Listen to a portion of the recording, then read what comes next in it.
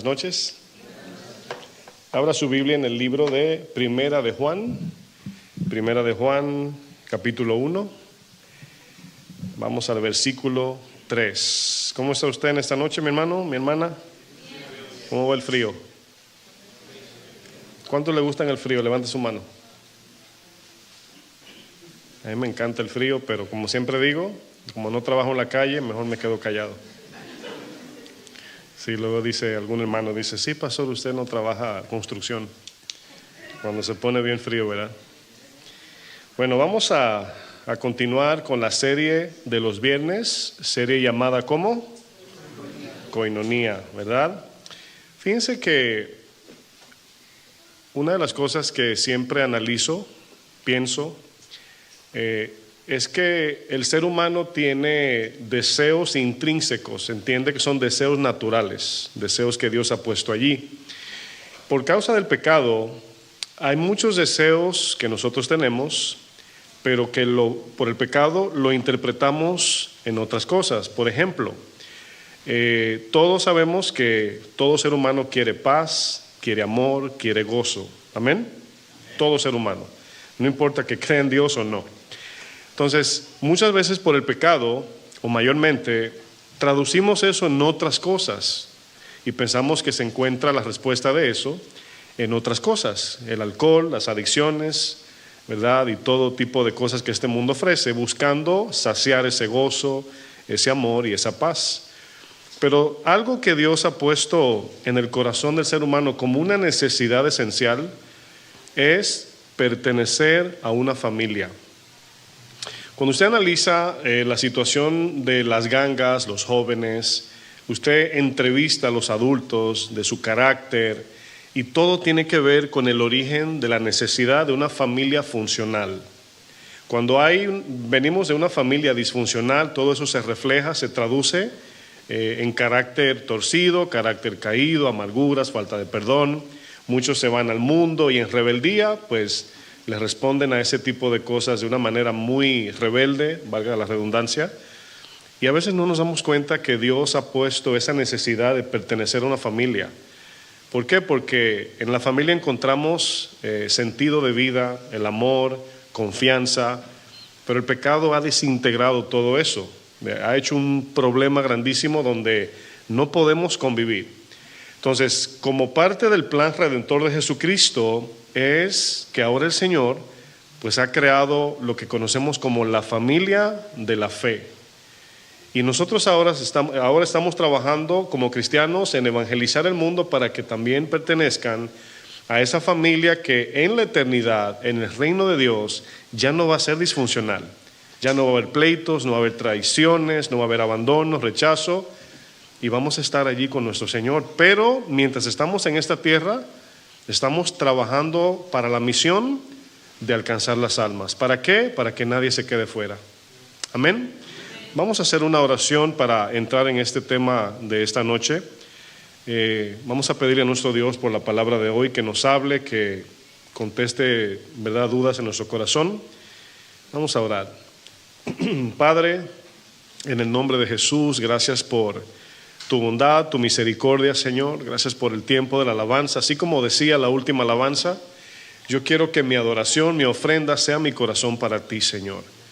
Y hoy estamos aquí porque tenemos gran necesidad de ti, Señor. Queremos aprender a ser una familia, Señor, a través de tu palabra. Háblanos, yo te pido gracia, te pido que me ayudes a hablar tu palabra, Señor, sin irme ni a un lado ni al otro, sino de manera recta, hablar tu palabra, Señor, en el nombre de Jesús.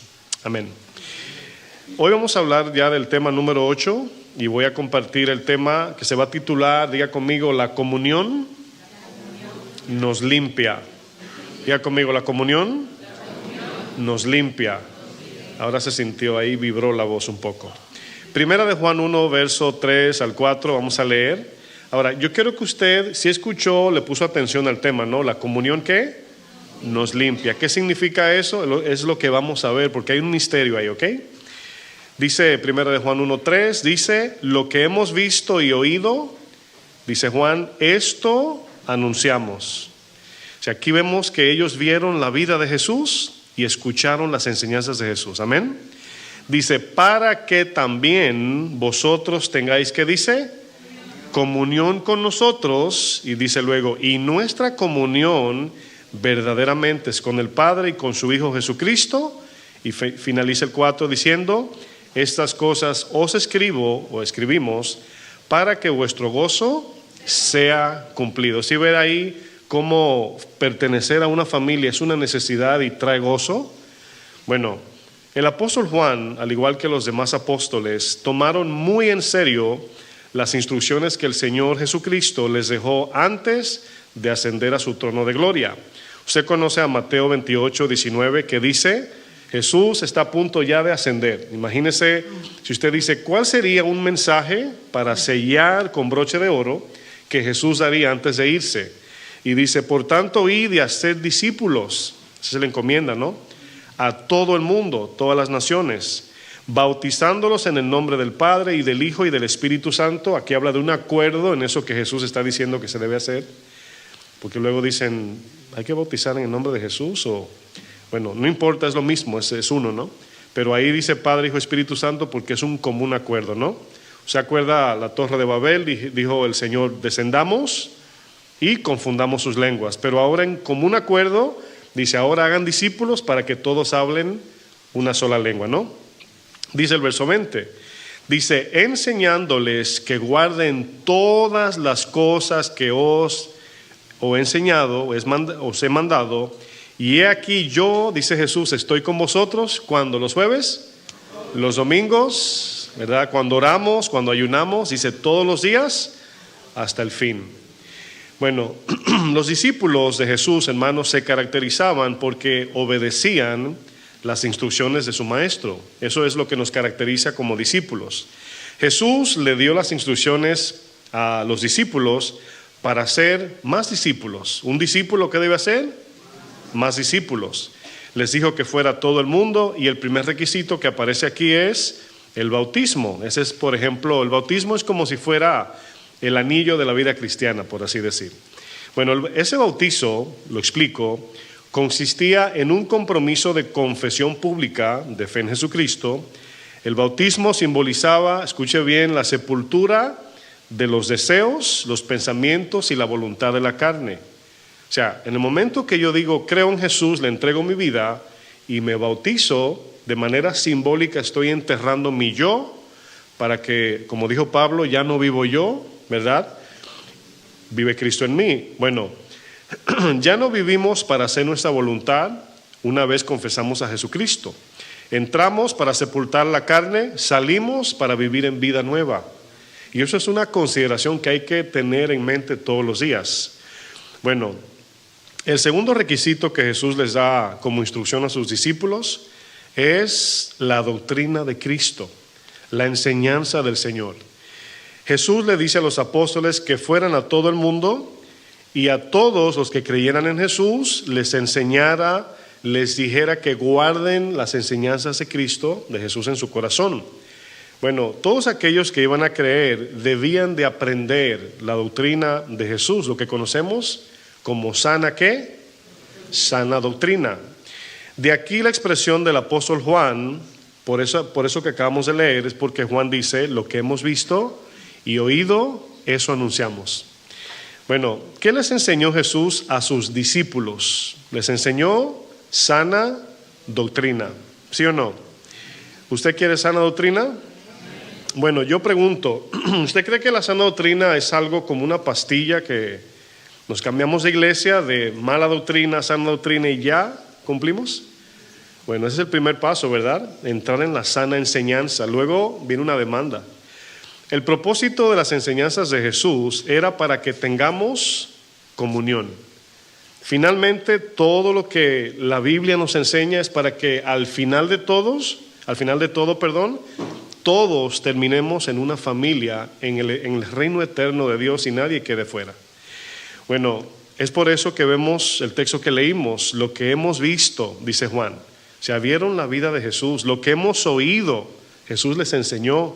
Dice, eso os anunciamos, es lo que predicamos nosotros, para que también vosotros tengáis comunión con nosotros, y nuestra comunión verdaderamente es con el Padre y con Jesucristo. Estas cosas os escribimos para que vuestro gozo sea cumplido. Esa palabra gozo cumplido significa para que estén plenamente en su alma. ¿Nadie sabe completar ahí la oración? Satisfechos, exactamente. Ahí viene el gozo, viene la paz, viene la armonía, viene la vida de Dios en nosotros y nos sentimos, como decimos en el buen hispano, nos podemos morir. Entiéndase, ya nos sentimos realizados. Bueno, la sana doctrina, hermanos, tiene el propósito primero de sanar nuestro corazón. Es por eso que la enseñanza tiene que ser sana, para que aquellos que la escuchan y la obedecen, traiga sanidad a su corazón. Si la enseñanza no es sana y la gente la obedece, la enseñanza que no es sana, ¿qué va a pasar? No va a pasar nada en el corazón. Y por eso Jesús enseñaba sana doctrina, para que podamos tener comunión primero con Dios y también con los hermanos. Por eso es que cuando llegamos a la iglesia, hermanos, comenzamos en un proceso de cambios, de discipulado, de aprendizaje, de reflexión. Cada momento que aprendemos algo estamos corrigiendo. Y cada vez que obedecemos la palabra, hermanos, vamos creciendo y pareciéndonos más a Jesús. Y ese carácter, así como el de Jesús, es el que nos permite tener comunión. Amén. Hoy la gente lo que busca es palabra profética, palabra de poder, visión, sueños, demonios, milagros y mil cosas que aparecen en la Biblia, pero maravillan más la carne que lo que cambia el corazón. Y por eso la gente es más dada, mis hermanos, a los mensajes que maravillan las emociones, a los mensajes que necesitamos. Usted sabe que escuchar sana doctrina, si usted no ama a Cristo, si usted no quiere cambiar, si no le interesa agradar a Dios, va a ser muy aburrida la enseñanza. Muy aburrida. ¿Están de acuerdo? Muchas personas buscan que les rasquen el oído, pero son pocos los que están interesados en sana doctrina. Bueno, muchos dicen, ¿verdad? Tanto estudio me aburre, pastor. Y yo digo, pues asegúrate que por falta de sana doctrina no te aburras. No sé si entendieron. 1 Timoteo 6, versículo 3.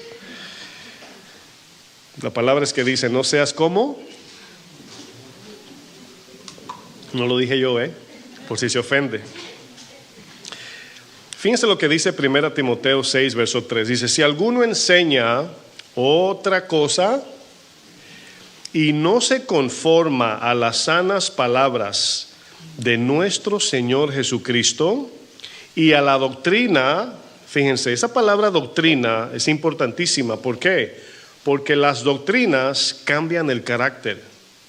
Si usted va a una escuela de gastronomía, esa escuela, ese curso, taller o lo que usted le quiera llamar, no va a cambiar su carácter.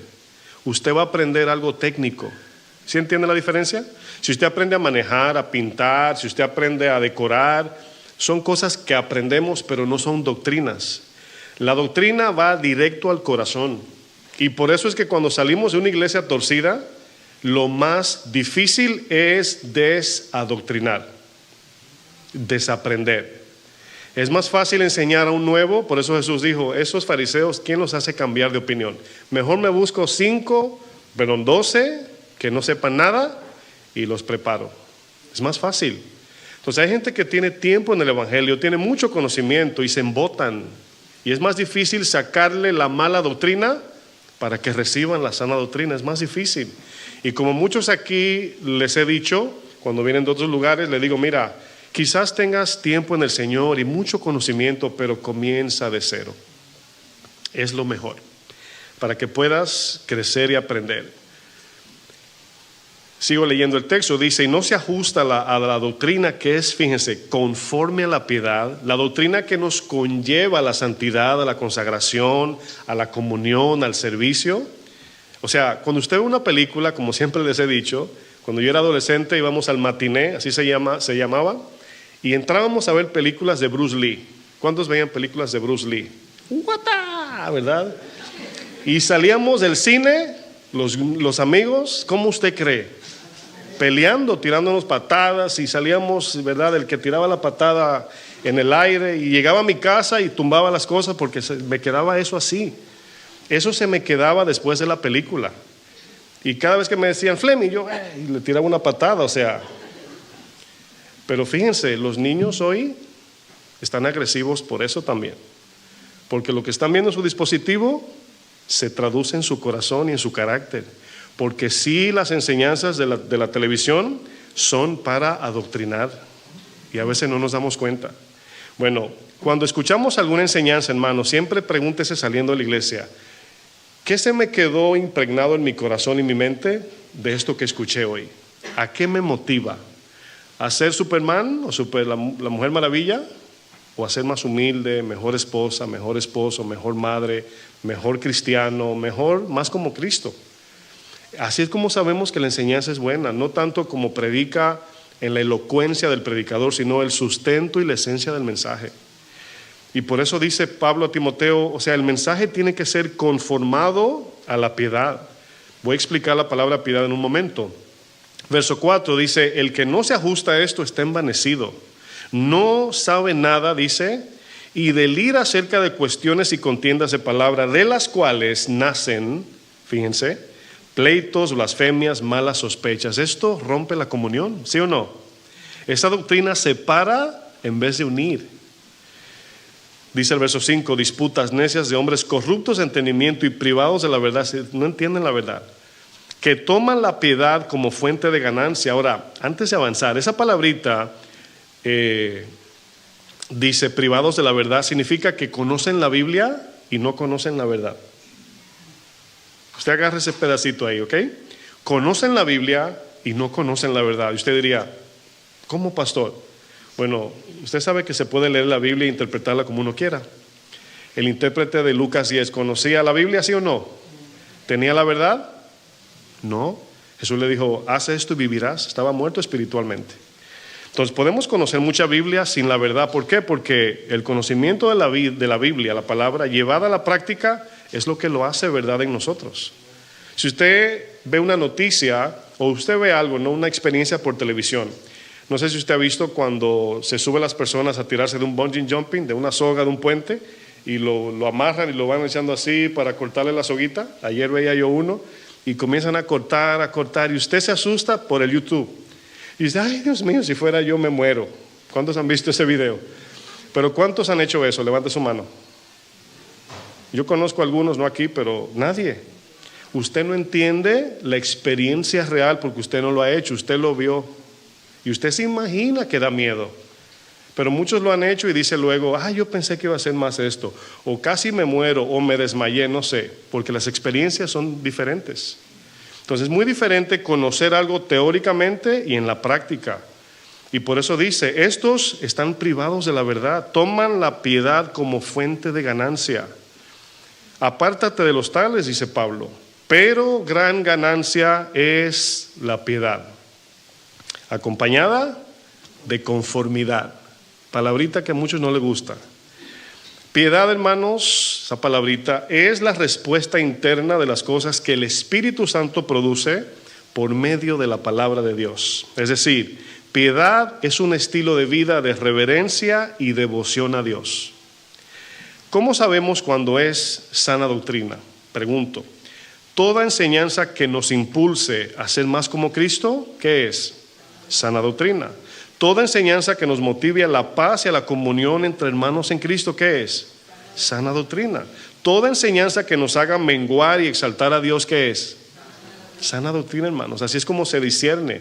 Usted no tiene ni que conocer toda la Biblia, nada más el efecto que produce la enseñanza en su corazón. Usted dice, esa palabra es de Dios. Yo les he dicho que cuando conocí al Señor la primera vez, al principio ni un año de cristiano, y ya yo sabía lo que era una buena enseñanza. Y yo no sabía, ¿dónde está Juan 3:16? Y yo por Génesis. No sabía de la Biblia, pero mi corazón y el Espíritu me afirmaba, eso que están diciendo ahí no es de Dios, por lo que producía en mí. O sea, me daba permiso para pecar. Le uso un ejemplo. Mi trabajo, como algunos ya saben, era de aerografía. Yo pintaba las motocicletas, le hacía demonios, le hacía de todo tipo de carabelas, fuego, y me pedían mujeres desnudas pintadas ahí.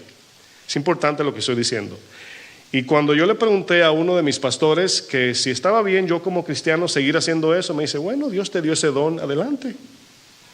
Sin embargo, yo dije en mi corazón, no tengo paz. Y mi pastor me dio permiso. Yo dije, no tengo paz. O sea, ¿cómo? O sea, ya yo no podía ni levantar la pistolita de pintar para hacer eso. No podía. Sin embargo, me dio permiso. ¿Sí están entendiendo? Entonces, aquí nos damos cuenta, hermanos, que todo lo que conduce a ofender a Dios no es de Dios. No puede ser de Dios. La oración de Jesús era que todos fuéramos uno, así como Él y el Padre son uno. Amén. Como el propósito final, hermanos, de la obra redentora es formar una familia en Dios, las enseñanzas de Jesús siempre conducen a la unidad del cuerpo, que es la comunión. Eso es lo más importante de lo que Jesús enseñaba. Pregunta, ¿qué es lo que divide, hermanos, el cuerpo de Cristo? Pregunto, ¿qué es lo que estorba al cuerpo de Cristo para que no tengamos comunión? La respuesta es muy sencilla y nadie la sabe. ¿Cuál es? ¿Qué es lo que separa? El pecado, exacto. El pecado, mis hermanos. Significa que el pecado es lo único, hermanos, que se antepone entre nuestra comunión. Pero ese pecado está en nosotros. Lo vamos a ver en un momento. El pecado aleja a las personas. El pecado trae división, contienda, pleitos, celos, envidia, soberbia, arrogancia. Todos estos pecados tienen el único propósito, hermanos, de romper la comunión del cuerpo de Cristo. Si queremos tener comunión, debemos de lidiar ¿con quién? Con el pecado. Hay que lidiar con el pecado, hermanos. No podemos tener el pecado como que, bueno, a veces se porta mal y no, hermanos, es algo que hay que matar todos los días. El apóstol Juan en el versículo 3 dice, para que también vosotros tengáis comunión con nosotros. Y nuestra comunión verdaderamente es con el Padre, dice Juan. La pregunta a la iglesia, ¿tu comunión es con el Padre? Y no es para que contestes, sino piénsalo. Juan afirma algo muy importante aquí, mis hermanos. Juan nos dice que para tener verdadera comunión entre nosotros, no comienza con ponernos de acuerdo. Mañana nos vamos a juntar para orar. Fíjense qué cosa, ¿no? Mañana vamos a reunirnos para leer la Biblia. Mañana vamos a ir al cine juntos. Bueno, inicialmente no es así la comunión. Y van a entender. No podremos tener comunión entre nosotros sin primero tener comunión con Dios. La palabra de Dios nos dice que los discípulos de Jesús tenían en común todas las cosas. Hechos capítulo 2, verso 41. Vamos allá. Hermanos, vean esto como una aspiración. No se golpee el pecho diciendo, nadie es así, yo no soy así. Bueno, por eso nos congregamos. Queremos llegar a ese nivel, ¿sí o no? Porque luego puede haber una desilusión por nosotros querer mañana ya ser así como Juan o como Pedro. Cada día, hermanos, estamos agregándole a nuestra fe la virtud que necesita para perfeccionarse, ¿sí o no? Hechos 2:41 dice así que los que recibieron su palabra, se entiende que los que creyeron, dice, fueron bautizados. Dice, y se añadieron aquel día como 3,000 personas. ¿Cuántos les gusta cuando la gente se añade a la iglesia? Gloria a Dios. Y perseveraban, o sea, eran constantes en ¿qué? En la doctrina de los apóstoles, que es la misma de Cristo.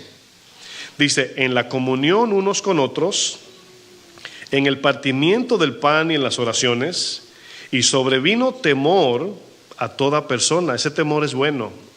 Es el temor del que yo oro por mi vida y por la iglesia, porque ese temor nos sirve de freno cuando vamos a pecar.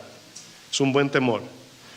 Dice, muchas maravillas y señales eran hechas por los apóstoles y todos los que habían creído estaban como juntos y tenían en común todas las cosas y vendían sus propiedades y sus bienes y los repartían a todos según la necesidad de cada uno. Y perseverando unánimes cada día en el templo y partiendo el pan en las casas, comían juntos con alegría y sencillez de corazón. ¿Qué es un corazón sencillo? Es uno de los temas que voy a hablar el domingo. Pero es un corazón que una vez se llena de Dios, no se queja, todo lo que recibe, lo recibe con agradecimiento, no es ambicioso en un sentido exagerado, es un corazón conforme con Dios, un corazón sencillo. Dice, alabando a Dios, verso 47, y teniendo favor con todo el pueblo, y el Señor añadía cada día a la iglesia a los que habían de ser salvos. Nos gusta que el Señor añada gente a su iglesia. ¿Cuántos dicen amén? Nos gusta el partimiento del pan o los tacos. Nos gusta que oren por nosotros. Nos encantan las maravillas y milagros de Dios.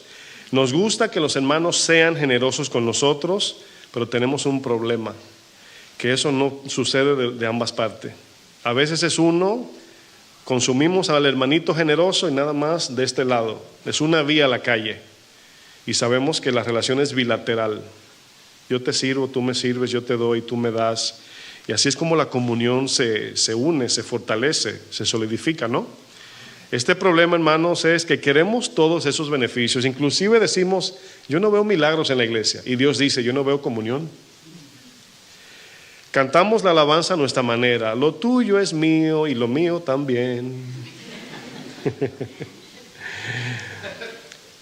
Ya tenemos la sana doctrina, mis hermanos, pero ahora hace falta que Dios sane nuestro corazón y que saque todo lo que estorba la comunión del cuerpo de Cristo. Que Dios limpie, mis hermanos, nuestro egoísmo. Y hay que admitirlo, hermanos, de cierta manera tenemos egoísmo, celos, envidia, ahí está en el corazón. Que no lo practiques está bien, pero como les he dicho, el celo sale como un sentimiento. El hermano que te quedó de invitar, pero invitó a otro, ahí sientes el escalofrío y te enojas. Bueno, el cristiano maduro dice, bueno, otro día, ¿no? Y ahí trabajas con ese celo. Dios quiere limpiar nuestra envidia, la vanagloria, el enojo, la intolerancia, la impaciencia, todo lo que no nos permite, hermanos, comunicarnos, congregarnos, tener comunión. Todo lo que no contribuye a la armonía y la unidad del cuerpo de Cristo, Dios quiere limpiar eso. ¿Cuántos quieren que Dios le limpie eso? Esa es mi oración. Vamos a estudiar, hermanos, una porción de la Biblia que requiere de nuestra atención porque son importantes los textos que vamos a leer. Vamos a leer algo que quizás usted lo ha leído, pero a lo mejor no lo ha entendido. Es posible. Miren, antes de leer ese texto, cuando pensamos en cómo Dios limpia nuestro corazón, yo les quiero preguntar sin que me conteste, pero piense, ¿cómo es que Dios limpia el corazón del cristiano? Trate usted en su capacidad hasta donde le llegue y usted mismo contéstese adentro, diga, yo pienso que es así, o sea, en el silencio de su pensamiento, o yo pienso que Dios limpia. Algunos dicen, yo no estoy sucio de pecado. Bueno, vamos a ver lo que dice la Biblia. Pero pregúntese, ¿cómo es que Dios limpia el corazón? Pensamos a veces que es no pecar. Nada más, no hay que cometer pecado. Pero vamos a ver que la Biblia dice algo más. Primera de Pedro 1, usemos este texto de ejemplo. Primera de Pedro 1, versículo 22.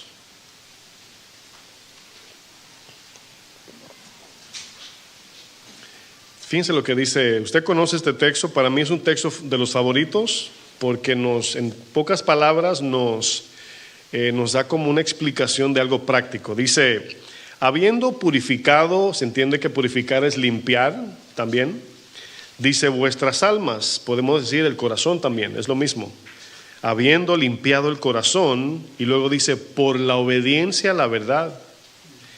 Ahora, si usted nota, la Biblia utiliza palabras con un sentido, con una intención importante, porque hubiese dicho a lo mejor obedeciendo la palabra, pero fíjense, cuando abrimos la Biblia queda en manos de personas que la pueden interpretar como ellos quieran.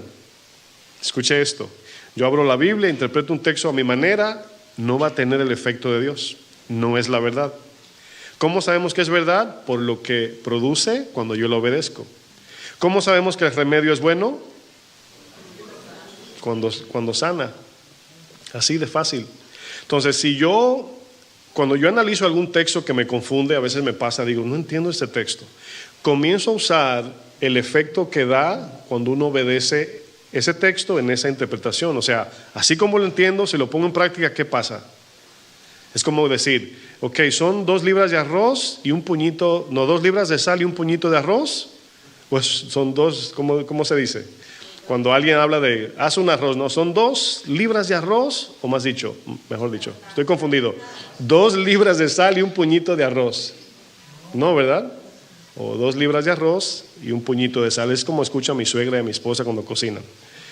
Pero si usted nota, ¿qué pasa si le echamos 2 libras de arroz, o 2 libras de sal, mejor dicho, a un puñito de arroz? ¿Se imaginan? Entonces cambiamos, invertimos el orden. Entonces la Biblia, la palabra de Dios, hermanos, tiene una interpretación que cuando la interpretamos bien, siempre produce buenos efectos en la obediencia. Acuérdense otra vez de Lucas 10, el intérprete no entendía el primer mandamiento. El primer mandamiento no lo entendía. Y se sabía Génesis, Éxodo, Números, Levítico, Deuteronomio de memoria. Y no entendía el primer mandamiento. Pensaba que su prójimo nada más eran los judíos. Jesús le dice, ¿y el samaritano? Y dice el Señor, si tú obedeces eso, tendrás vida. Mientras tanto, estás en muerte espiritual. Bueno, sigo leyendo. Por eso Pedro dice, si obedecen la verdad, la palabra de Dios, mediante el Espíritu, dice, creo que me equivoqué, habiendo purificado vuestras almas por la obediencia a la verdad, y luego dice, mediante el Espíritu, ¿para qué nos limpia Dios? Para el amor fraternal no fingido. El amor fraternal es el amor entre hermanos y entre amigos. Dice, amaos unos a otros entrañablemente, o sea, profundamente, de corazón puro. Y luego dice, siendo renacidos, es continuo, constante. Siendo renacidos, hermanos, no es un momento, es todos los días. Está hablando de la renovación del corazón. Dice, no de simiente corruptible, es decir, de semilla, o vamos a decir de cosas materiales, sino de incorruptible, por la palabra de Dios que vive y permanece para siempre. Es decir, todo lo que la palabra de Dios produce en el corazón, hermanos, es eterno. La palabra de Dios tiene efectos, ¿qué? Eternos. Pedro dice, hermanos, que la obediencia a la palabra limpia el corazón. Eso dice Pedro. Y es precisamente la limpieza, esa limpieza que nos permite tener la verdadera comunión, hermanos. ¿Usted cree que se puede tener comunión con una persona que ama de manera fingida? ¿Hay comunión de Dios ahí? Pregunto, iglesia. ¿Sí o no? Es un amor así como fingido. Disimula que ahí viene la hermanita. No. Párate derecho que viene, ¿verdad? Ahí viene fulano. O sea, no hay una sinceridad. Pedro usa la frase amor fraternal no fingido. ¿Qué significa eso, hermanos? Significa que cuando alguien percibe, escuche bien, percibe en otras personas sinceridad, honestidad y pureza de corazón, inmediatamente entra una confianza en nosotros. Hermanos, usted sabe de personas que usted la ve y al segundo dice, wow, esa persona yo siento que la conozco de años. ¿Usted ha tenido esa experiencia? Pero tiene otras que dice, no sé, pero aquella persona como que no quiero mirar a nadie, ¿verdad? Miro para arriba. Esa persona como que no sé. A veces podemos en nosotros, o sea, no es que siempre tenemos el detector del discernimiento perfecto, pero a veces sentimos la falta de sinceridad en las personas. Y cuando encontramos eso, hermanos, se puede ver esa confianza seguido. ¿Por qué? Porque podemos ver que no hay malicia, no hay competencia, no hay hipocresía, no hay fingimiento. What you see is what you get. Lo que tú ves, eso es lo que es. La palabra amor no fingido que aparece en este texto es la palabra griega, para que se despierten van a hablar en griego. Diga conmigo, anupócritos. ¿Le suena a algo eso? ¿Qué significa? ¿Ah? Ajá, bueno, el hipócritos griego sí es hipocresía, pero dice anu. ¿Significa? Sin hipocresía. Muy bien, está aprendiendo griego ya. Significa sin hipocresía. Anupócritos, una palabra griega, significa amor sin fingimiento. Miren, usted siempre se me acerca un hermano, una hermana, me dice, pastor, entonces si yo no siento amar a alguien, ¿tengo que amarlo? ¿No sería hipocresía eso? Y yo le digo, si lo haces por obediencia a Dios, no. Porque el mandamiento del amor no es un sentimiento, no es un romance. O sea, no es como amor a primera vista. El hermanito me cayó bien y la hermanita no. No, incluso porque te manda que ames al difícil o a la difícil o al complicado y la complicada, que puede ser tú. Amén. Sí están aquí, ¿verdad? Esto habla, hermanos, de un tipo de amor que nace de un corazón, escuche bien, que por la práctica de la palabra de Dios, su corazón ha sido limpiado. Acuérdense que si Dios te manda, vamos a pensar en algo práctico, ¿no? Si Dios te dice, tienes que amar a tal persona, y tú dices, ay Señor, ¿cómo? Ese es el primer paso para que Dios comience a cambiar tu corazón. Y en la práctica llegará un momento que vas a amar a esa persona de verdad. Lo vas a amar, la vas a amar en el amor de Dios. Pero el primer paso, ¿cuál es? Es difícil, es no quiero, pero lo voy a hacer. Así de sencillo, no es por sentimientos. Cuando te manda Dios a perdonar al ofensor, no te dice si tú sientes. Jesús no sintió perdonar, Jesús perdonó en el sufrimiento. Sus sentimientos, si se hubiese llevado de eso, no perdona a nadie, nos borra a todos del mapa, porque le ofendimos, ¿sí o no?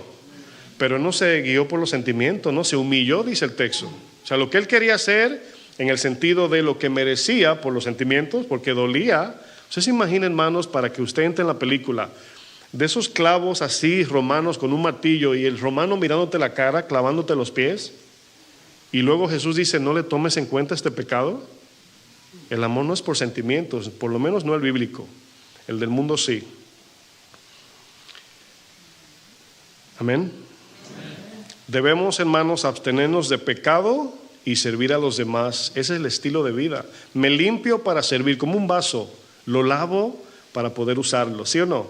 Cuando usted no peca en el sentido de comisión, no robo, no mato, no miento, usted se está manteniendo limpio para que Dios luego lo use y sirva a los demás.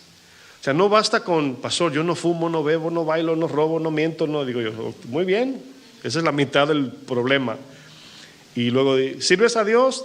Es que el trabajo, horas, 2 minutos, la Biblia, bueno, en Año Nuevo la leo, o sea, no tiene sentido para qué te estás guardando. O sea, es como el vaso que luego lo ves en tu despensa y dices, wow, ¿te acuerdas de esa copa hace como 5 años que no la veía? Imagínate que Dios te ve así, ¿no, mis hermanos? El mismo apóstol Juan nos dice que la comunión limpia el corazón. Ese es el misterio de lo que estamos estudiando. ¿Cómo es que la comunión limpia el corazón? Bueno, yo me tomé, iba a llamar al pastor Antonio, pero no me dio tiempo. Si alguien sabe, porque no me gusta hablar lo que no sé, pero en mi cabeza creo que las ovejas se limpian cuando caminan juntas, ¿sí o no? No sé, no estoy seguro, pero usted luego en Google lo busca. Pastor allá lo buscaba, ¿sí o no? Ah, bueno, ahí me confirmó. Es que era pastor literalmente de ovejas su papá. Y siempre que tengo una pregunta pastoral le pregunto al pastor Antonio. Pastoral de las ovejas del campo. Y yo decía, es impresionante porque analizando esta ilustración, las ovejas usted sabe que si usted la ve de lejos parece un puño como de algodón, ¿sí o no?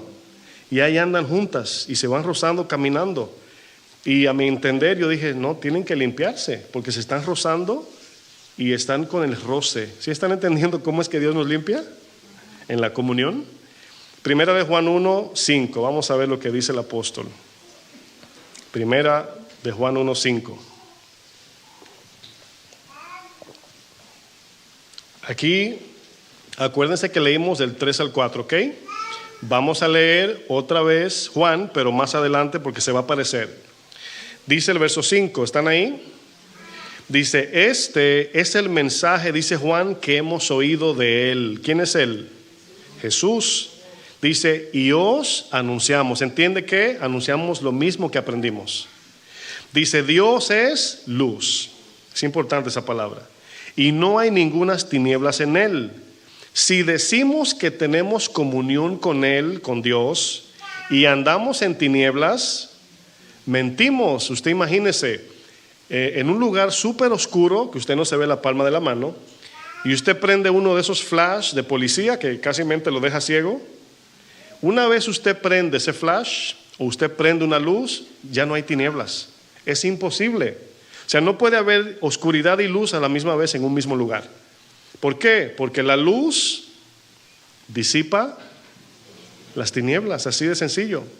Entonces, no puede un cristiano decir, viviendo en pecado, práctico, pecado no arrepentido, una vida desconectada de su palabra y de Dios, decir que tiene comunión con Dios. Yo tengo a Dios en mi corazón. Bueno, eso es algo que hay que examinar a la luz de la palabra, no del sentimiento. ¿Por qué? Porque el pecado también a veces se siente bueno. Escuche lo que dije, se siente bueno, pero no es. Si el pecado fuera doloroso, no lo cometiéramos. Verso 6, si decimos que tenemos comunión con Él y andamos en tinieblas, mentimos, y dice, y no practicamos la verdad. Pero si andamos en luz, como Él está en luz, tenemos, ¿qué dice? Comunión unos con otros, ¿y qué dice luego? Y la sangre de Cristo nos limpia de toda maldad. ¿Sí vieron el efecto de limpieza? ¿Dónde? En la comunión. O sea, Dios te limpia, lo vamos a ver más adelante, cuando confiesas en tu obediencia, pero hay un efecto de limpieza espiritual en la comunión, hermanos. ¿Por qué? Porque en la práctica del servicio a Dios, hermanos, haciendo el bien, vencemos el mal. Vence lo malo con lo bueno. Juan nos dice, hermanos, este es el mensaje que hemos oído de Él. ¿De quién? De Jesús. La sana doctrina, mis hermanos. Juan está enfatizando que él está enfatizando este mensaje que Jesús le encomendó que enseñara a todos los discípulos de Jesucristo. En Mateo 28:20 es cuando le dice, enséñenles que guarden todas las cosas que os he mandado. ¿Cuántas? Todas. Y he aquí, yo estoy con vosotros todos los días. Bueno, ahí en ese texto, si usted lo nota, hay una unión aquí. Si guardo sus mandamientos, Jesús está conmigo. El que me ama, guarda mis mandamientos. Si guardo sus mandamientos, estoy unido a la vid y la vid produce frutos. Significa que hay comunión y los frutos que yo llevo como rama son los que me permiten llevarle ese frutito a mi prójimo, hermano. ¿Sí lo están entendiendo? Pero si ando solo en el sentido espiritual, no, desconectado de Dios, y le hago un favor a un hermano eventualmente, pues no es un fruto. De eso voy a hablar el domingo. Es solo humanitarismo, una obra humana. Aquí encontramos la comunión con Dios, hermanos. ¿Cuál es esa comunión con Dios? Obedecer sus mandamientos, obedecer su palabra, vivir como Jesús vivió. Acuérdense que, miren, y no está difícil, pero nuestra relación con Dios no es en sí sentimental. Porque cuando usted ora, ¿cuántos dicen, voy a orar, verdad? Y no siento ni veo a nadie. ¿Le pasa a usted o nada más a mí? Bueno, el mandamiento, hermanos, la encomienda que nos dejó el Señor es sin sentir, sin experimentar en el momento. Luego vemos los resultados, claro. Pero en el momento de la oración, a veces no sabemos ni qué pedir, ¿sí o no? Pero ahí nos postramos, Señor, ayúdame a pedir como conviene. Señor, ayúdame. No le piden a Dios que se muestre como una luz, porque tu fe dependerá de la fe de Tomás, de ver para creer. No, hay que desarrollar, hermanos, la fe cuando sentimos cuando Dios está lejos. Ser fiel cuando tú sientes como que Dios te abandonó. Dios prometió, lo acabo de leer, que estaría con el creyente todos los días, hermanos. Pero como no siento la cosquillita del Espíritu, el escalofrío de su presencia, pensamos que se fue. El dolor para muchos es señal de que Dios me abandonó. Y no, hermanos. A Jesús sí lo abandonó, fíjese. Sí le dio la espalda, pero para darnos el frente a nosotros. Juan nos está diciendo, hermanos, que en la comunión hay una obra continua y divina de limpieza espiritual de la maldad que hay en el corazón. Por ejemplo, todos conocemos cuando Jesús le lava los pies a sus discípulos. ¿Se acuerdan de esa historia en Juan 13? Vamos a leer Juan 13 desde el verso 1 en adelante. Vamos a ver un ejemplo aquí. Todo lo que Juan está aquí diciendo, hermanos, lo está tomando de su experiencia personal con Jesús. Juan 13, versículo 1. Dice, antes de la fiesta de la Pascua, ahora, para los judíos, y quizás para nosotros, escuche esto. Cuando usted dice, vienen las Pascuas ya, ¿cómo usted se siente? Alegre, ¿sí o no? Las Pascuas. Para Jesús fue diferente esa Pascua. ¿Por qué? porque Él era el Cordero. Él era el que iba a morir. Y dice el texto, antes de la Pascua, sabiendo Jesús que su hora había llegado, para que pasase de este mundo al Padre, aquí está hablando ya de que Jesús está preparando su último mensaje. Dice, como había amado a los suyos que estaban en el mundo, dice, los amó hasta el fin. ¿Sabe lo que significa esa palabra? Que les sirvió hasta el fin, que dio su vida por ellos hasta el fin, que no lo pensó ni un momento decir, ay, mira Pedro tan cabezón, voy a morir por un cabezón. Usted póngase en el lugar de Pedro, no, yo me pongo. Sin embargo, Jesús no pensó en un segundo, hasta el fin los amó.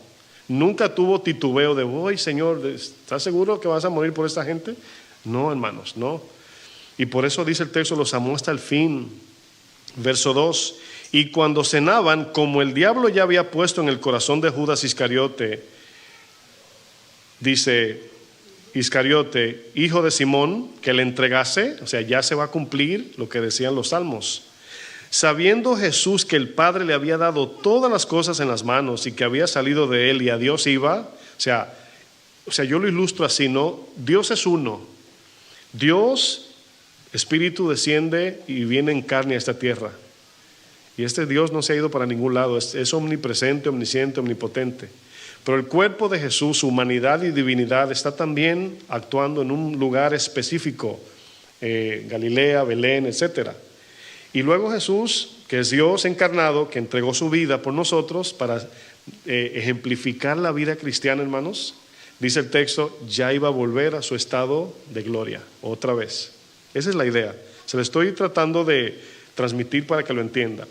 Dice, se levantó de la cena, se quitó su manto y tomando una toalla se la ciñó. Hermanos, esto yo no sé si usted siente el golpe en el corazón de que el Dios del universo, el creador de todo lo que tú hueles, te saboreas, tocas, ves, se hizo siervo.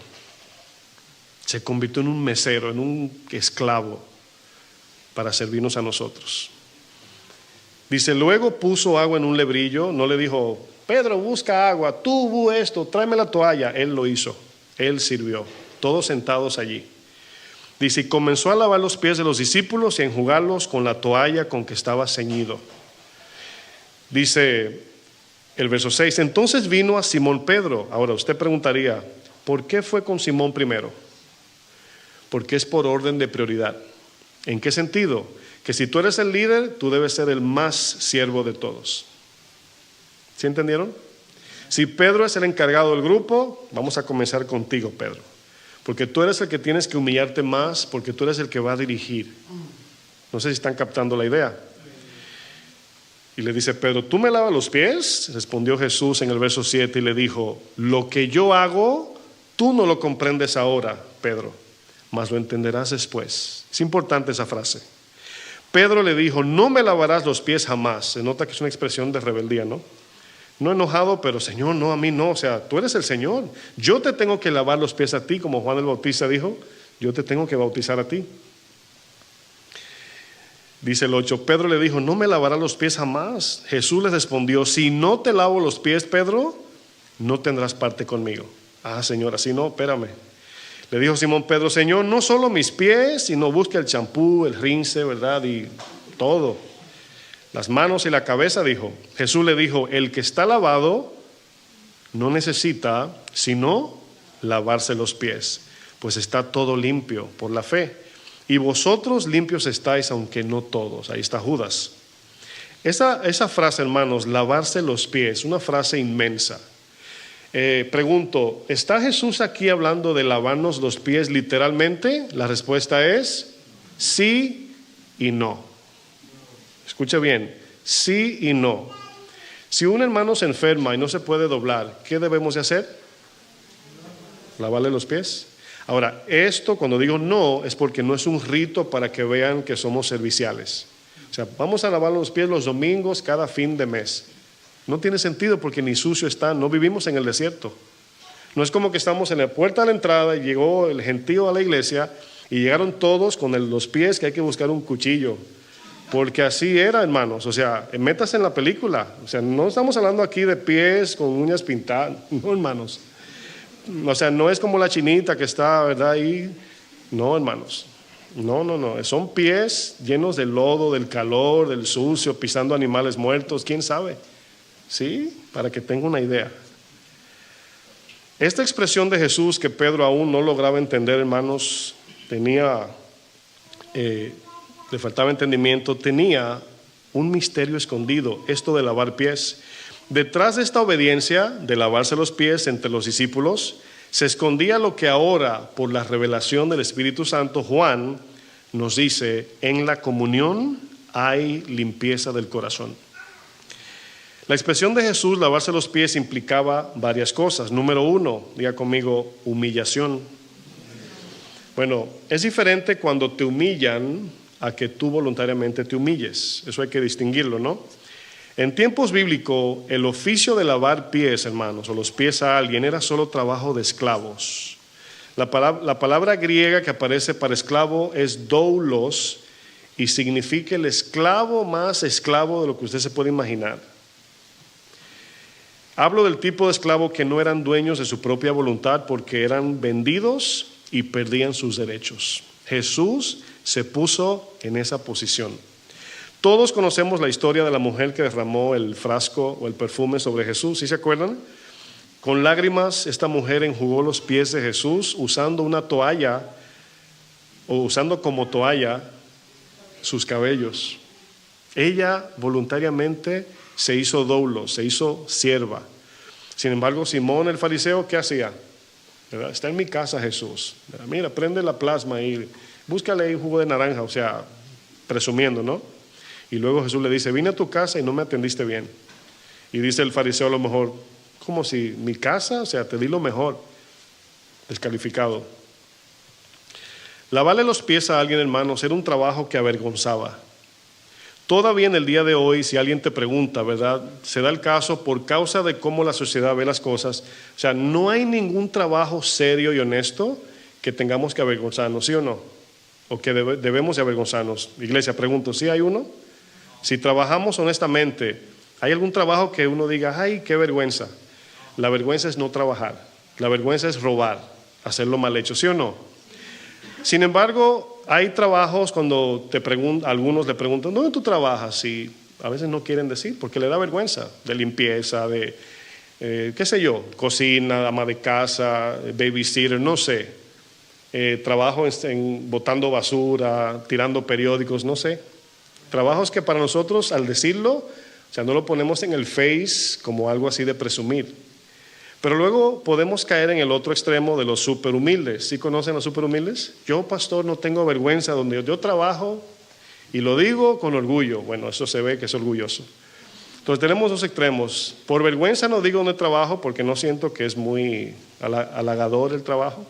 Y luego el otro es: no, a mí no me da vergüenza. Bueno, eso de los que dicen que no tienen cierta pena o vergüenza por su trabajo, si es así, es hasta que se sientan en una mesa llena de doctores y le hacen la pregunta, ¿verdad?, al único que no es doctor. Y todos hablando de que la medicina y la biología y todo ese lenguaje científico, ¿no?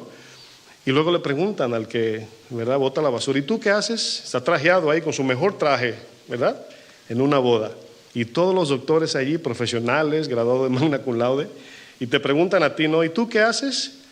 En ese momento, humanamente surge una vergüenza, ¿sí o no? Como que bueno, ¿qué le digo, verdad? Porque si tú recoges basura y estás con los que trabajan ahí, no pasa nada. No hay de qué avergonzarse, hermanos. Estoy hablando realidad. Pero si estás en una mesa llena de profesionales y tú haces un trabajo que no es tan halagador, por así decir, a lo mejor le dices: yo tengo una maestría, ¿verdad?, en microbacteria. Oh, sí, ¿verdad? Sí, yo mato cucarachas, espanto mosca, encarrilo ratones, persigo mosquitos y tengo una especialidad en barro. Yo barro todo. Barro basura, barro de todo. Hermanos, estoy creando una ilustración para que usted entienda que en cada sociedad hay trabajos que la sociedad denigra, ¿sí o no? Los que se gradúan pueden con mucho orgullo decir: tengo un PhD en medicina nuclear, no sé. y se sienten bien, y los que no, pues le preguntan y dicen, no, tengo un trabajito ahí, me va bien, y ya. Yo me acuerdo cuando era niño, hermanos, los mayorcitos, cuando tenían hijos, algunos se graduaban, otros no. Y le decían, ¿y tu hijo, verdad? Ah, el doctor, oh, le está yendo bien. Y si, ¿cómo está el otro, el chiquito? Dice, ¿cuál? ¿Y qué está haciendo? No se graduó, dejó la escuela. Y dice, ah, ¿y qué está haciendo? Es comerciante. Dice, no, o sea, carga víveres en un camión, pero dice comerciante, porque no quiere decir que no es profesional. Entonces, en cada sociedad, hermanos, por la sociedad, hay una forma de medir ciertos trabajos que son denigrantes. Bueno, Jesús tomó el más denigrante por la sociedad, en este caso, el de un esclavo. Jesús tomó el sufrimiento más fuerte de todo el tiempo. Los romanos perfeccionaron el sufrimiento para gobernar. Jesús tomó ese tiempo. Y Jesús se posiciona, hermanos, como un esclavo. Usted sabe que la palabra esclavo, me voy más abajo todavía, es una palabra ofensiva. Si te dicen, tú eres un esclavo, ¿sí o no? ¿O no? ¿Estoy solo aquí o están tan cansados? Solo los esclavos, hermanos, se encargaban de lavarle los pies a las personas. Este era un oficio que demandaba humillación. Se hacía de manera involuntaria cuando eran comprados y de manera voluntaria cuando querían manifestar respeto y reverencia ante alguna autoridad superior o divina. También era una forma de rendir y someter su propia voluntad ante algún rey. Es como el heme aquí, Señor, significaba.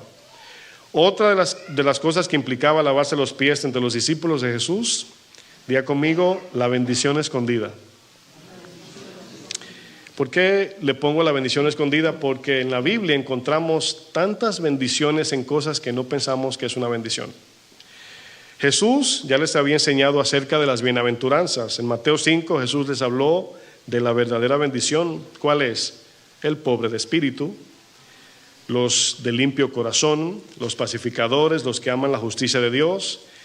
Según Jesús, hermanos, estas eran las verdaderas bendiciones que la sociedad en ese tiempo decía, pobre, los que lloran, mansos. Nada de esto en la mente judía, hermanos, era aceptable. Era una contradicción. En el verso 17 de Juan 3 es donde Jesús le dice a sus discípulos, si sabéis estas cosas, bienaventurados seréis si las hacen. ¿Si las qué? Si las hacemos.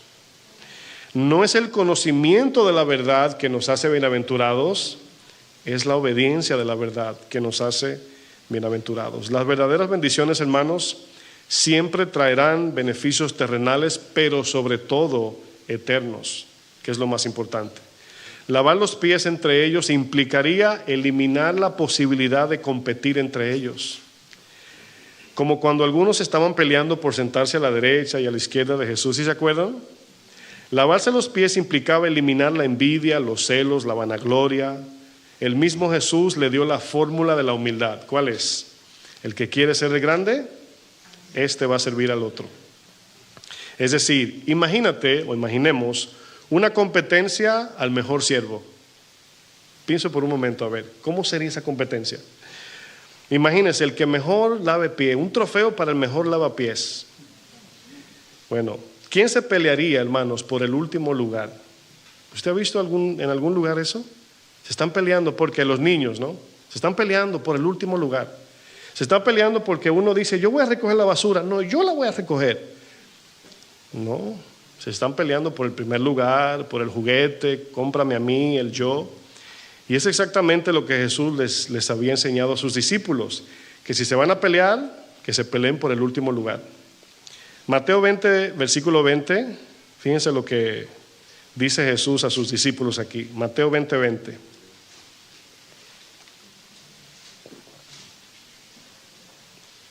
Entonces se le acercó la madre de los hijos de Zebedeo con sus hijos, Jacobo y Juan, postrándose ante él y pidiéndole algo. Él le dijo, ¿qué quieres? Ella le dijo, ordena que en tu reino se sienten estos dos pescadores, hijos míos. ¿Sabía que ser pescador también era un trabajo denigrante? Dice, el uno a tu derecha y el otro a tu izquierda. Entonces Jesús respondiendo dijo, no sabéis lo que pides, no sabes lo que estás pidiendo. Dice, podéis beber del vaso que yo he de beber y ser bautizado con el bautismo con que yo soy bautizado. Ellos le dijeron, podemos, sin saber lo que era todavía. Él les dijo, a la verdad de mi vaso beberéis y con el bautismo con que yo soy bautizado seréis bautizados, que se traduce en persecución, tortura y muerte. ¿Cuántos se anotan? Ellos estaban diciendo yo Señor, sin saber lo que era. Por eso le dijo a Pedro, Pedro, tú te vestías y hacías lo que tú querías, pero luego vendrá otro y te llevará donde no quieres. Y dice, y esto dijo porque iba a morir por Jesús. Ellos no sabían que iban a ser perseguidos, torturados y matados. Usted entra al Google y nada más ponga cómo murieron los discípulos, decapitado, traspasado, muertes horrendas, ¿no? Pero el sentaros a mi derecha y a mi izquierda no es mío darlo, sino aquellos para quien está preparado por mi Padre, el que va a dar los galardones. Cuando los 10 oyeron esto, ve que ahí salió del corazón la competencia y los celos. Dice, se enojaron contra los hermanos, decir, ajá, nos quieren coger adelante. Esa fue la reacción, se enojaron, celosos y envidiosos porque se le adelantaron ellos.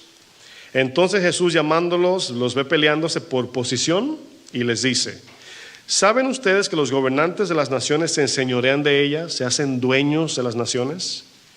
Dice, y los que son grandes en poder ejercen sobre ella potestad, es decir, oprimen. Dice, mas entre vosotros, lean conmigo, no debe ser así, sino que el que quiera hacerse grande entre vosotros será el servidor. O sea, cuando tú veas algún siervo que dice, no, yo voy primero, pongan a ese atrás. Esa es la fórmula de Jesús. Y el que quiera ser el primero entre vosotros será vuestro siervo. Imagínense, estaban peleándose por el último lugar. ¿Quién quiere ser primero? No, yo no. Porque ser primero consistía en ser el último. Y no, yo soy el primero. No, tú el primero. No, tú el primero, por lo que Jesús dijo. O sea, yo me estoy imaginando aquí, ¿no? Le dice el Señor, como el Hijo del Hombre no vino, es decir, Jesús, para ser servido, sino para servir y para dar su vida en rescate por todos. O sea, si yo siendo Dios me humillo a ser un siervo, cuánto más los que le sirven a Él. Siempre el líder está por encima de los que sirven, ¿sí o no? Y si el líder se humilla, ¿qué deben de hacer los que le siguen? Humillarse más. Entonces, por eso es tan importante que un líder, pastor, maestro, quien sea humilde para que cuando se reproduzca, se multiplique, eso se traduzca en más hermanos humildes. Otra de las cosas que implicaba lavar los pies es, diga conmigo, limpieza espiritual. Para Pedro, quien todavía no entendía lo que Jesús hacía mientras le lavaba los pies a sus discípulos, y obviamente esto era ilógico, yo me imagino que se escandalizaron y estaban hasta casi flotando. Señor, ¿tú me lavas los pies a mí? Bueno, Pedro no tenía ni la más mínima idea, mi hermano, mi hermana, de que este servicio de lavar los pies entre discípulos simbólicamente también consistía en una limpieza continua del corazón.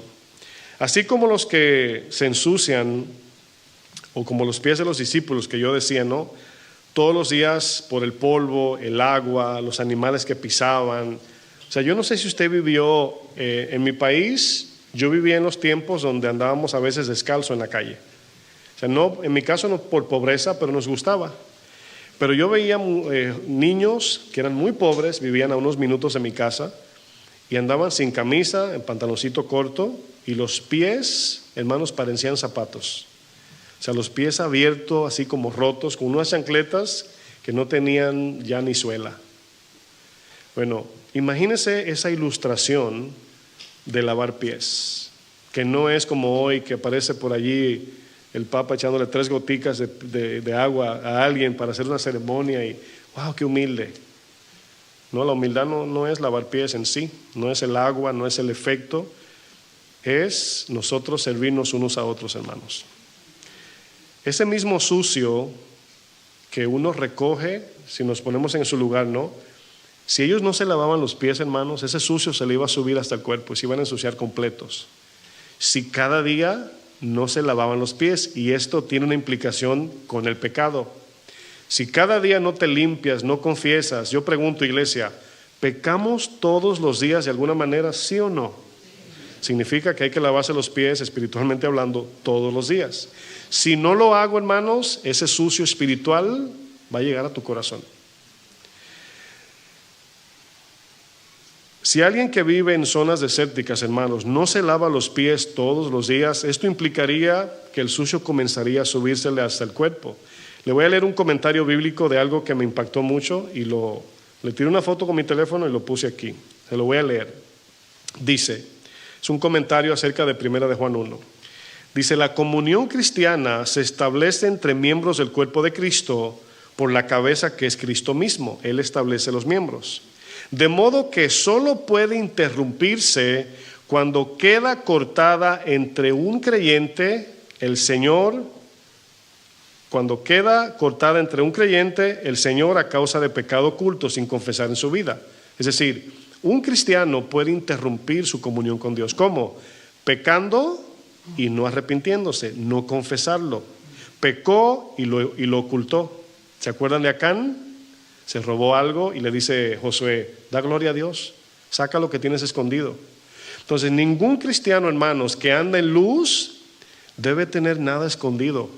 Ahora, no estoy diciendo que se lo diga al pastor o a nadie, pero tienes que traerlo a la luz a Dios y dile, si estás pecando de manera secreta, no lo sé, tienes que confesarlo, tienes que decírselo al Señor porque Él lo sabe.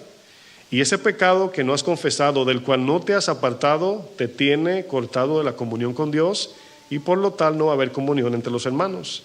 Podemos estar juntos sin comunión, ¿sí sabían eso? Bueno, es para que entiendan, o sea, para que no se confunda ese punto. Sigo leyendo el comentario, voy a retomar.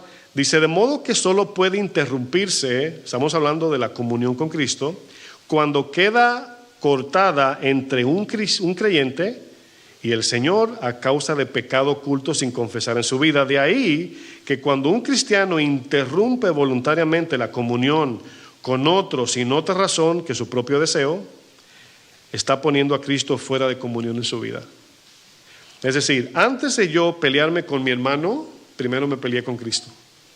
Porque la actitud de esa pelea puede ser una reacción, pero por eso dice, entonces si peleaste, te enojaste, reconócelo, confiésalo, arrepiéntete y sigue caminando. ¿Y la sangre de Cristo qué? Nos limpia. Esa es la idea, hermanos, esa es la vida práctica. Juan nos dice que a pesar que ya somos cristianos nacidos de nuevo, aún así seguiremos cometiendo pecado. Sin embargo, Juan nos dice 3 cosas para la esperanza de la vida cristiana, y esto me gusta. ¿Qué diferencia entre un cristiano y un no cristiano que peca? El no cristiano que peca, pues así vive, esa es su vida. Ni siquiera está conectado a Jesús, aunque viva moralmente bien. El domingo voy a hablar un poco más acerca de este punto. Número 1, Juan dice que no practiquemos el pecado. Primera de Juan 3:9 dice, todo aquel que es nacido de Dios no practica el pecado porque la simiente de Dios permanece en él y no puede pecar porque es nacido de Dios. Y aquí está hablando que un nacido de nuevo no puede vivir solamente en pecado porque tiene la doble naturaleza. Pero aquí es la frase está escrita con un ánimo. Si naciste de nuevo, no debes pecar. Esa es la idea. Punto 2, tenemos, diga conmigo, abogado. Primera de Juan 2:1 dice, hijitos míos, estas cosas os escribo para que no pequéis. O sea, no pequen, cristianos, dice Juan, no pequemos. Dice, pero si alguno hubiere pecado, abogado tenemos para con el Padre, Jesucristo. Con un abogado tienes que traerle el caso para que lo conozca, ¿sí o no? Y el abogado va donde el juez y dice, mira, y la sangre que él derramó paga por nosotros, nos limpia. Punto 3, debemos de confesar, hermanos. Es una práctica cristiana. Primera de Juan 1:9 dice, si confesamos nuestros pecados, Él es fiel y justo. Él prometió que enviaría un ayudador. Él prometió que Él supliría nuestra necesidad. Y como no somos todavía perfectos, Jesús sí, su perfección se nos atribuye por la fe cuando reconocemos. La palabra confesión en griego es homologeo. Significa, Dios dice que yo pequé, yo digo, sí, Señor, pequé, me arrepiento. Caminar con Dios significa estar de acuerdo. Y por eso dice, Él es fiel y justo para perdonarnos ¿de cuántos pecados? De todos. Y encima de eso dice, y nos va limpiando. Cuando yo peco como cristiano, el cual no quiero pecar, pero eventualmente lo hago, Señor, te ofendí y me aparto, en ese pecado estoy siendo limpiado. Y por eso es cuestión de tiempo para que ese pecado no tenga fuerza en tu vida. Amén. Los cristianos, hermanos, para concluir, tenemos esta gracia. Esta gracia habla de que nos ayuda a vencer el pecado. Pero si por alguna razón tenemos una obediencia interrumpida, como decía el comentario, si interrumpimos con algún pecado nuestro caminar con Dios, Juan nos dice, reconozcan, confiesen, arrepiéntanse.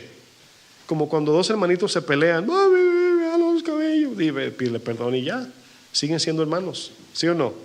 Dios te dice, te equivocaste, no te quedes en el suelo. Ven donde mí, yo te perdono, te limpio, reconoce, pero no vuelvas a hacerlo, sigue adelante. El cristiano nacido de nuevo, hermanos, el que es nacido de nuevo no debe vivir una vida práctica de pecado. Pero si en algún momento cometemos algún pecado eventual, Dios es fiel y es justo y nos perdona y nos limpia, y obviamente nos limpia del corazón que produce pecado para que no produzca más pecado.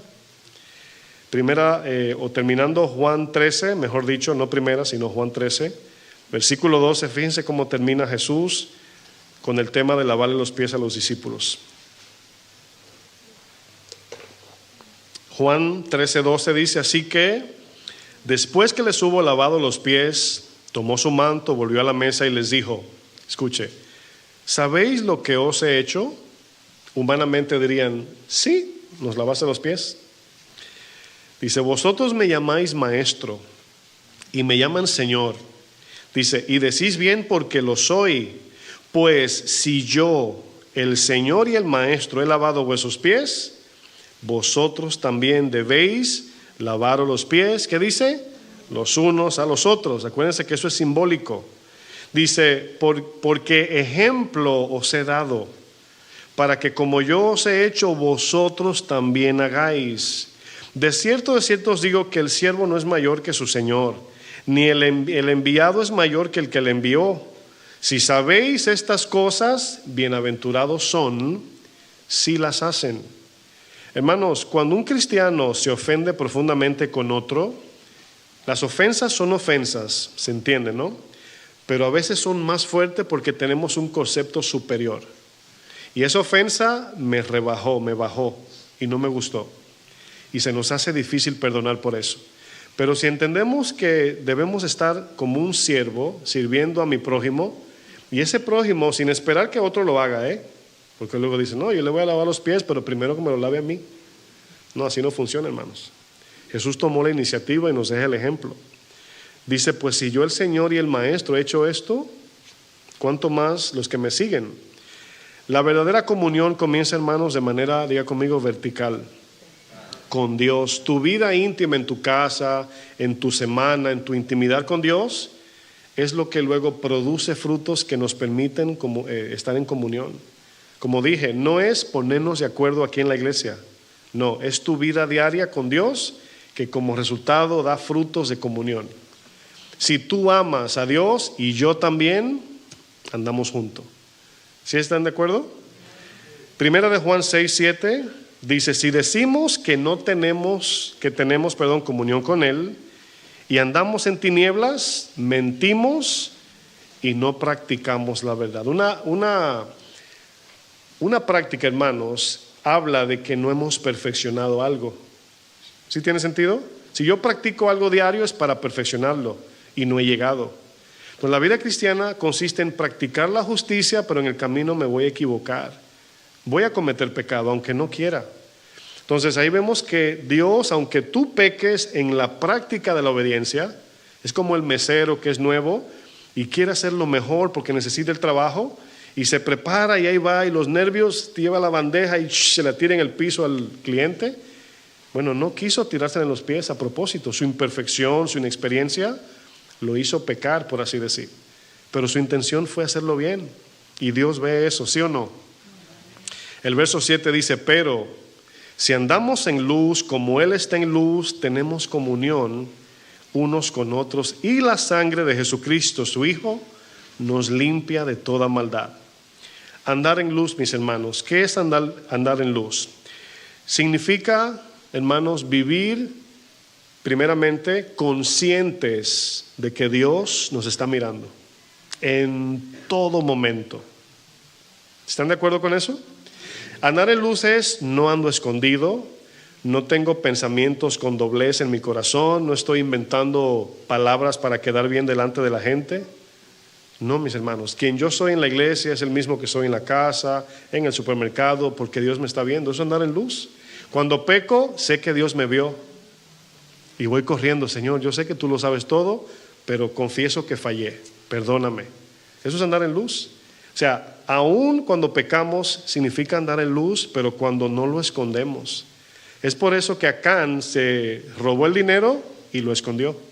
Eso es andar en tinieblas, hermanos. Si un hombre casado anda hablando con muchachitas o con el Face o no sé qué, o saludando con la que estudió hace 40 años, pues está en tinieblas y no hay comunión en su casa, ni con Dios. Quizás su esposa tenga comunión, pero él no, o viceversa, la esposa.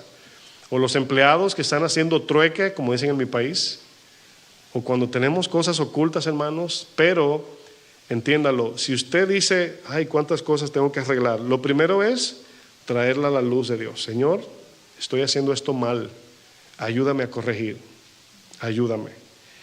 2 Corintios 6:14, Pablo dice: no os unáis con yugo desigual con los incrédulos, porque qué compañerismo, qué comunión tiene la justicia con la injusticia. O sea, usted dígame, ¿qué científico podría unir la oscuridad con la luz al mismo tiempo?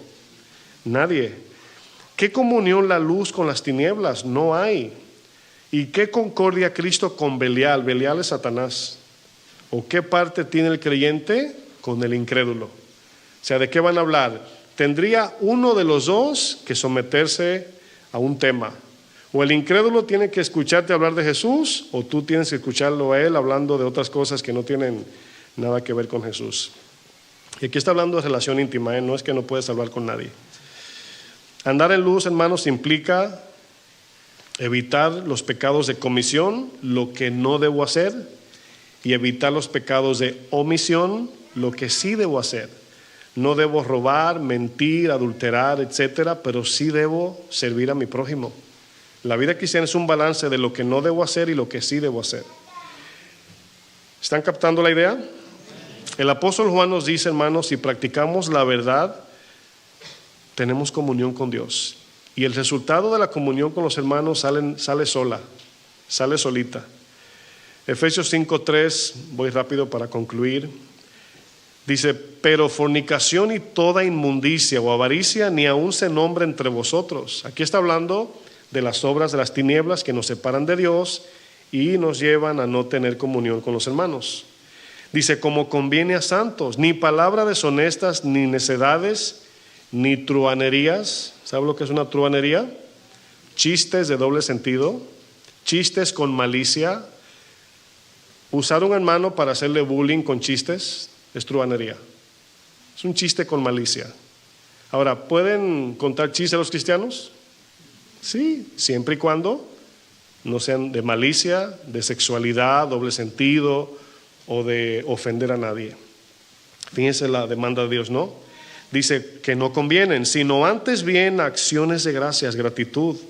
Porque sabéis esto, hermanos, que ningún ni fornicario, inmundo o avaro que ama el dinero, que es idólatra, tiene herencia en el reino de Cristo y de Dios. Dice: nadie os engañe como palabras, nadie os engañe, estoy perdiéndome de la línea, con palabras vanas, gracias. Porque por estas cosas viene la ira de Dios sobre los hijos que desobedecen. Dice: no seáis partícipes con ellos, dice el verso 7. Porque en otro tiempo eras tiniebla, mas ahora sois luz en el Señor. Me gusta que dice en el Señor. Eres bombillito, pero clic, conectado a Cristo, prendes ahí. Si te desconectas, aunque seas bombillo, apagado. Sigo leyendo, dice: andad como hijos de luz, verso 9, porque el fruto del Espíritu es en toda bondad, justicia y verdad, comprobando lo que es agradable al Señor. O sea, cada día haciendo lo que a Dios le agrada, ¿no? Dice, y no participes en las obras infructuosas de las tinieblas, es decir, no te ocupes tanto en lo que no produce fruto. Dice luego, sino más bien reprenderlas, porque vergonzoso es aún hablar de lo que ellos hacen en secreto. Mas todas las cosas, cuando son puestas en evidencia por la luz, son hechas manifiesta, porque la luz todo lo manifiesta. Hermanos, se da el caso que dos cristianos, uno anda en luz y el otro anda en tinieblas, y tu carácter en luz, tu buen testimonio, siempre va a contrastar al que anda mal. Y el mismo que no está bien, cuando te vea, se va a sentir incómodo, avergonzado, como que te quiere sacar el cuerpo, porque tienes el foco de Dios encendido y nadie quiere que le descubran su secreto. Por eso a veces no queremos consejos, porque tenemos que sacar cosas que están escondidas. Y Dios quiere sanar esas cosas y si no queremos, Dios no puede hacer nada. Entonces, tu luz, hermanos, tu luz ilumina lo secreto, saca.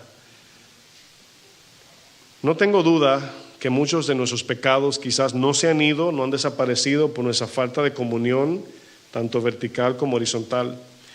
A esto se refería Jesús cuando le dijo a Pedro, lo que yo hago ahora, tú no lo entiendes, pero lo entenderás después. Y Pedro lo entendió después.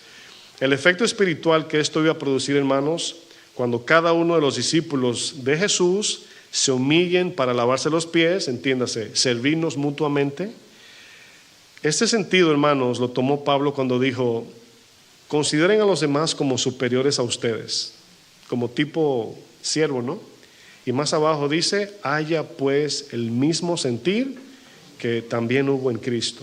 Se humilló a sí mismo haciéndose siervo y nos dejó a nosotros ese ejemplo. Pedro no entendía, porque son cosas que en la práctica y en el efecto de Dios las entendemos. Jesús le dijo, si sabéis estas cosas, bienaventurados seréis si las hiciereis. Hermanos, hay cosas que solo se pueden entender en la práctica. ¿Cómo es que Dios nos limpia el corazón? En la comunión. Bueno, tuvimos el ejemplo de las ovejitas que se limpia una con otra. Pero aquí el efecto es que Dios nos limpia. Dios es el que nos limpia cuando estamos. Cuando tú conoces a alguien que te colma la paciencia, es porque te hace falta en esa área de la paciencia. Cuando conoces a alguien que te molesta algo, esa persona está usando una herramienta sin saberlo, porque no lo hacemos a propósito. Y así, y los matrimonios, así son. ¿Cuántos casados hay aquí? Se lo digo por experiencia. Yo también tengo mi hierro que se aguza conmigo y yo la aguzo también. Cerramos con 1 de Juan 1:6. Los de la alabanza pueden subir si quieren, por favor. 1 de Juan 1:6. Muchas veces no vemos frutos o efectos en la vida cristiana porque le damos la vuelta a Samaria. 1 de Juan 1:6. Si decimos que tenemos comunión con Él y andamos en tinieblas, mentimos y no practicamos la verdad. Pero si andamos en luz como Él está en luz, tenemos comunión unos con otros. El Espíritu, hermanos, el Espíritu Santo siempre prenderá el flash, la luz en tu pecado y en el mío, siempre. Cuando tú cometes un pecado, en ese momento quizás no sientas nada, pero vas a caminar con esa conciencia hablándote y el Espíritu apuntándote con el foquito y te dice, ¿qué tienes ahí? No, nada. Y no te lo va a quitar el Espíritu, no te lo va a arrebatar, te lo va a pedir. Arrepiéntete, dice el Espíritu en tu corazón, deja eso, apártate de ese pecado escondido. Hoy los pecados secretos son la pornografía, el dinero, lo que vemos en el internet que no debemos estar viendo. Nos ensucia, hermanos, andamos en tinieblas. Y luego que queremos orar, qué lucha, qué difícil, hermanos, conectarse cuando llené mi cabeza de tanto sucio espiritual y ahora quiero hablar con el Dios 3 veces santo. No hay forma, es una lucha y digo, yo me tengo que imaginar como a un Santa Claus para ver algo. porque no conectan espiritualmente. Necesitan algo carnal y Dios es espíritu, dice su palabra. Pero si andamos, verso 7, en luz, como Él está en luz, tenemos comunión unos con otros. Y la sangre de Jesucristo, su Hijo, nos limpia de todo pecado. Si decimos que no tenemos pecado, nos engañamos a nosotros mismos. Fíjense, ahí habla de la condición, todavía estamos en un proceso. Y la verdad no está en nosotros. Si confesamos nuestros pecados, Él es fiel y justo para perdonar nuestros pecados y limpiarnos de toda maldad. Si decimos que no hemos cometido pecado, imagínense, le hacemos al mentiroso y su palabra no está en nosotros. Quiero que noten, iglesia, que el cristiano, cuando vive en la práctica de la obediencia, de alguna manera peca, de alguna manera, pensamiento, deseo, un enojo, un ataque de ira, habla una mentira, aunque luego diga, ay, no debí decir eso, perdóname, te mentí, pero está constantemente practicando. La flecha la tiramos, pero no siempre le damos al centro. Pero Dios está mirando cómo estamos caminando, ¿Sí se dan cuenta que queremos que Dios nos dé un corazón nuevo, como hablamos el domingo pasado, limpio, ¿sí o no? El domingo que viene hablaremos del corazón bueno. Y de la única manera que podemos ser transformados, hermanos, es como Dios dice. Si le damos, repito, las vueltas a Samaria, vamos a tener que volver a pasar por Samaria otra vez. Y vamos a perder tiempo. ¿Sí entienden la expresión, no? O sea, no evites lo que Dios te está pidiendo que hagas. No le des la vuelta, porque vas a seguir en círculos. Pónganse de pie, por favor.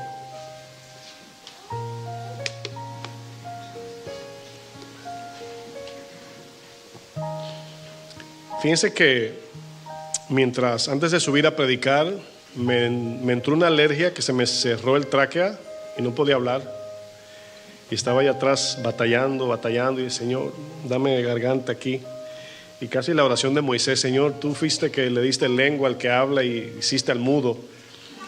Y fue milagroso, son de los milagros que suceden, que ya uno los tiene como normales. Y ya subiendo por aquí, se me corrigió la garganta, pero así.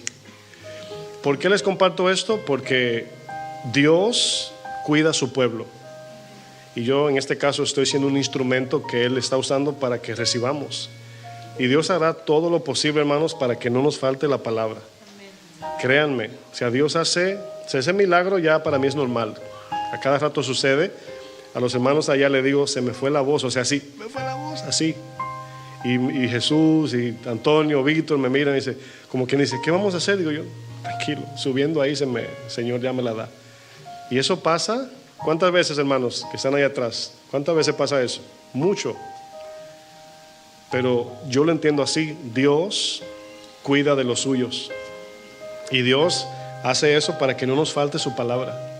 Entonces esta palabra, hermanos, es para atesorarla en el corazón y corregir, amén.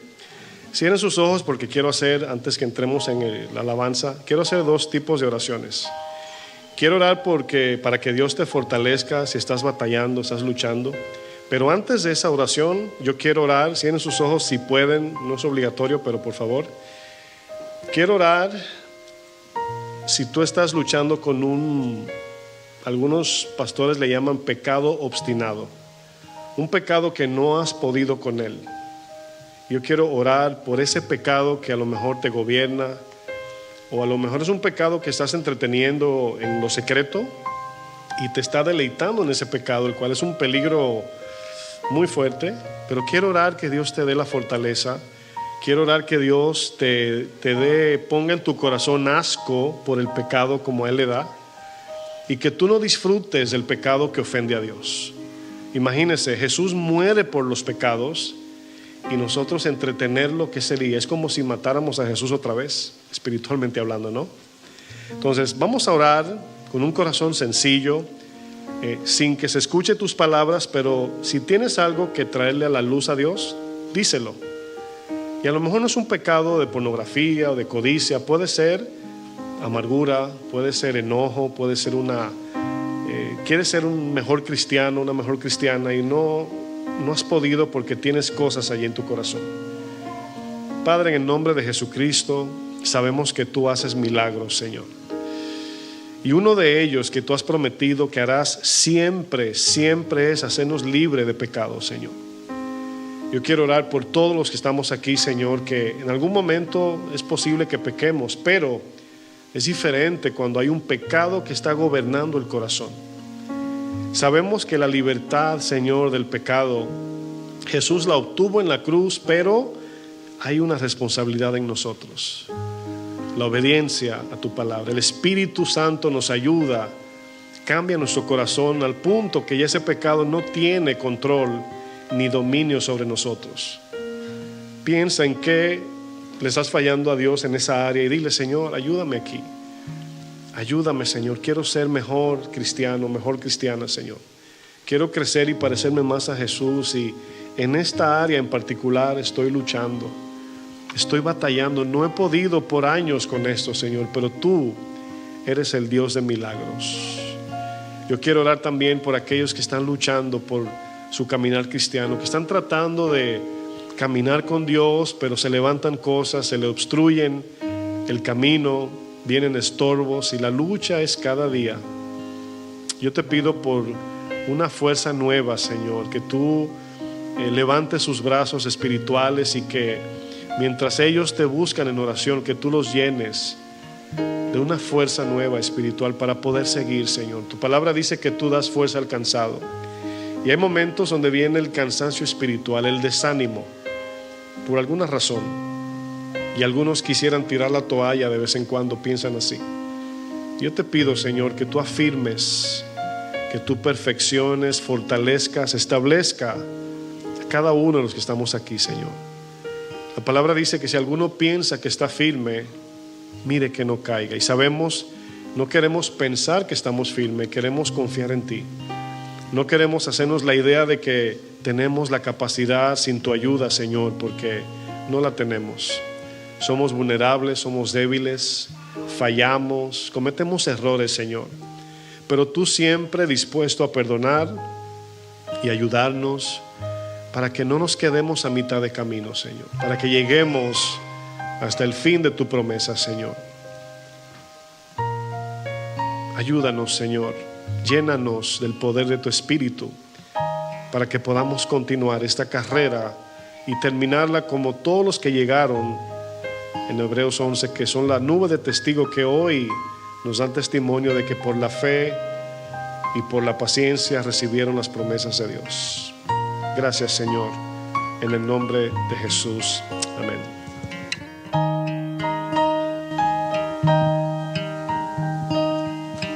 Ten piedad de mí, conforme a tu amor, mi Dios de toda gracia. Borra mis rebeliones cada día, Dios. Yo vengo a ti, límpiame de mi maldad, porque contra ti, Señor, digamos una vez más, ten piedad de mí. Conforme a tu amor, mi Dios de toda gracia, borra mis rebeliones cada día, Dios. Yo vengo a ti, te pido, límpiame de mi maldad, porque contra ti, Señor, he pecado, he fallado, me he dejado llevar por mis deseos.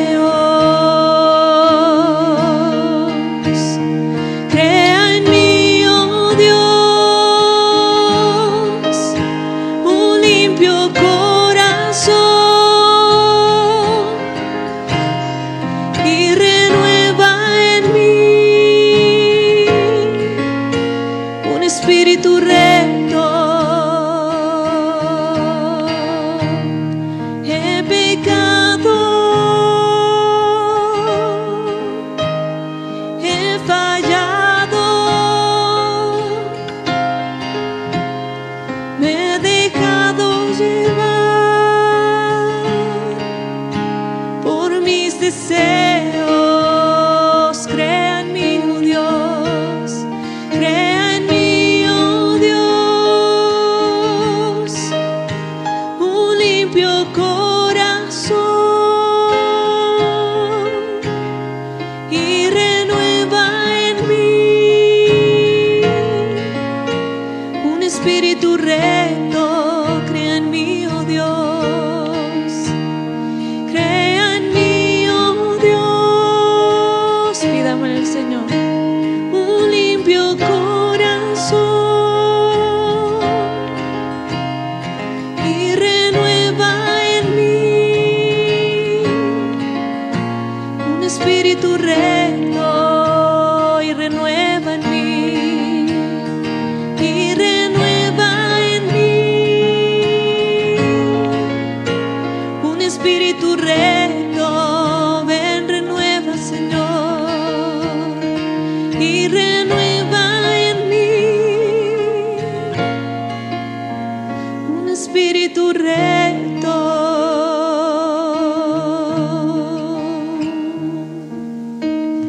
Queremos practicar, Señor, tu verdad y andar en tu luz, Señor. Gracias te damos esta noche por tu palabra, Señor, que nos exhorta y nos instruye, Señor, para vivir de acuerdo como tú quieres. Demos aplausos, hermanos. Gracias, Señor, por tu siervo, quien tú has usado, Señor, para hablarnos esta noche. Amén. Que el Señor nos bendiga, hermanos, y que pasemos buenas noches.